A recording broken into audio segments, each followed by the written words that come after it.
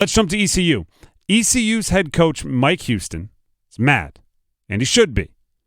And, as maybe uncool as it sounds, he did a little tattling, a little snitching, if you will. East Carolina head coach Mike Houston, okay, just to give you the full breakdown here, said he reported a school to the NCAA for tampering this offseason. He declined to say which school, but said it is not in the region. For some of his thoughts on tampering as a whole, what's right, what's wrong with NIL, here's a comment from Houston over the weekend. And I just think that it almost undermines. It's almost created a situation where it undermines a lot of the things that we all believe in. And there's the tampering and the behind the scenes conversations and sometimes misleading a student athlete and thinking something's one way and it's not that way, and it really has kind of undercut a lot of the things that I know that we all believe in and what we've tried to teach our kids for years about how you achieve things in life and how you're successful in life, and now you have all this other stuff thrown in, and I don't like it a whole lot. I mean, none of us do. Those are his thoughts on tampering. Now, why does that become a deal? Or why does that become something that takes it to the next level? Because he reported that school to the NCAA is the report. He said it was not a third party that was reaching out, but rather members of that program. Houston said he has not heard from the NCAA yet in response. He was at the Bill Dooley event last night, or I should say over the weekend, and there were all of the Triangle coaches and all of the Carolina coaches essentially from the state. Here's part of the quote. "We heard it was going on. We called the institution and told them. Said, listen, this is what's going on. You need to nip it in the bud."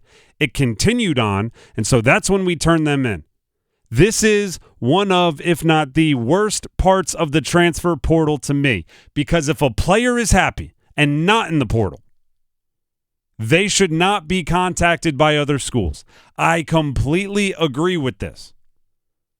His program, if your player is not in the portal, your program is doing what it should be doing. So in this case, ECU and Mike Houston are doing what they should be doing, which is providing a valuable experience to the players, right? Making it a worthwhile experience for the players so they don't want to leave.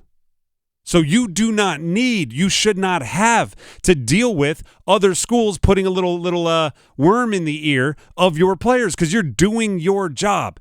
If there is a situation where you are not making it a worthwhile experience for your players, if there is a situation where ECU is not providing what the players were hoping for, whether it be playing time, support, comfort, a valuable experience, they'll put their name in the transfer portal, and then all the schools in the world can contact them. That's how the situation is set up, and that's why it is set up that way.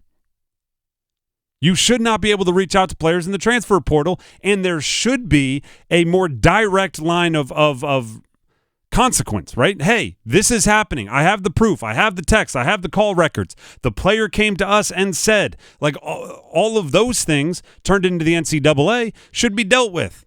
Because if there's no consequences, there's no fear of consequences, and there's no reason to stop. Now, here's where I twist myself into a pretzel a little bit.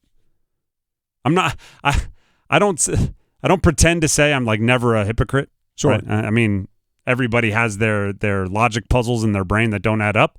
So occasionally I'm a hypocrite. But the thing I'm going to try to do is call it out, right? So I'm like, at least I'm aware of it, right? Hypocrisy without awareness is a problem to me. I also have this thought at the very same time. If a player doesn't realize that a better opportunity is out there, I love to be pro player in every single organization, in every single situation. So what if a player is balling out for ECU and just has no awareness? They're not connected to the business, right? They don't have friends in marketing, and they don't realize that they could go make, $500,000 at a Power 5 school.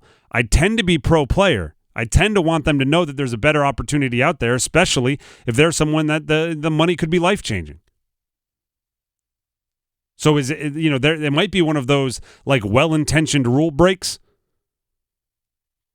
but also it's self-serving, right? If you're an assistant coach at another school and you reach out to a player not in the portal and say, hey, if you come here, I think I could get you $500,000, you could twist it in your brain to say, I am doing something good for this player, when in actuality, you're doing something good for the prospects of your team the following year. So I look at it like this. The rules are in place for a reason. If ECU doesn't want you contacting their players that are not in the portal, they should have every right to say, hey, NCAA, what the heck are you letting this other group get away with? And ECU players should be able to make the decision on whether you contact them or not. Credit to Mike Houston, because there's a lot of Group of 5 schools that if they have a player that is desirable enough for another team to reach out, then that player is often looking. The fact that they have the culture set up where another team is contacting one of their players and they heard about it before the player put their name in the portal to go somewhere else, it's pretty darn impressive. And it means they're doing their job. And because they're doing their job, I tend to be on their side. If the players don't want to leave, they should be rewarded for that, because there's a whole bunch of players or a whole bunch of places all over the country where players are itching to get out. Credit to Mike Houston.